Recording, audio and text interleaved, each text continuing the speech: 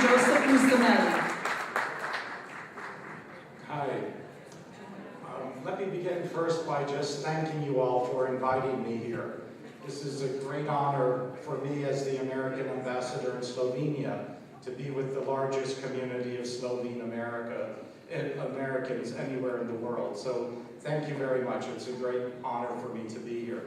Yesterday when I was asked to say a few words, I stressed the miraculous nature of the last 20 years, how proud all of you as Slovene Americans should be, because Slovenia has really just far outstripped all the other former communist countries in joining the EU and OECD and NATO. And there's so much that has been accomplished in the last 20 years that it just shows how talented and tenacious and intelligent the Slovene people are. So that's something you should all be proud of. But what I would add today is that regardless of how great the last 20 years have been, I think the next 20 years are going to be much more important. Because Slovenia, for all its gifts and all its wonderfulness, is going through, like I guess any 20-year-old, an identity crisis.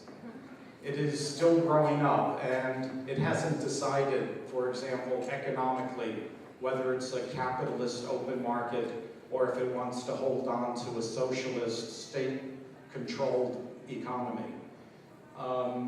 Geographically, it's not quite sure yet whether it's still part of the Balkans or whether it's part of Central Europe. Internationally, it's not sure if it really is comfortable in NATO or whether it wants to be part of the non-aligned movement. Psychologically, it's not sure if it's xenophobic or it wants to embrace the whole world yet. And most importantly,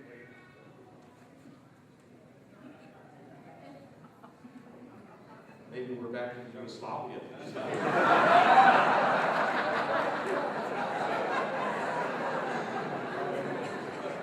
Most importantly, historically, you know, one Slovenian friend of mine told me, the problem with Slovenia is it's the only country that hasn't decided yet whether it won or lost World War II.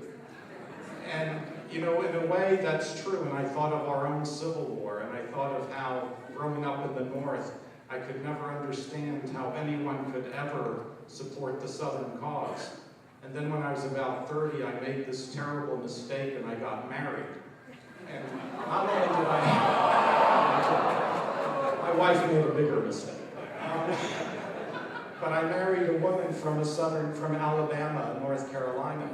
And then talking to her and hearing the southern view of the northern invaders and the burning of villages and towns and the plundering of the South, it gave you a different perspective. And I realized that reconciliation is important for any country and any people, and it starts with appreciation, that there are good and bad people on both sides, that there are honorable people. You go to any American battlefield, you see monuments to Robert E. Lee and Ulysses S. Grant.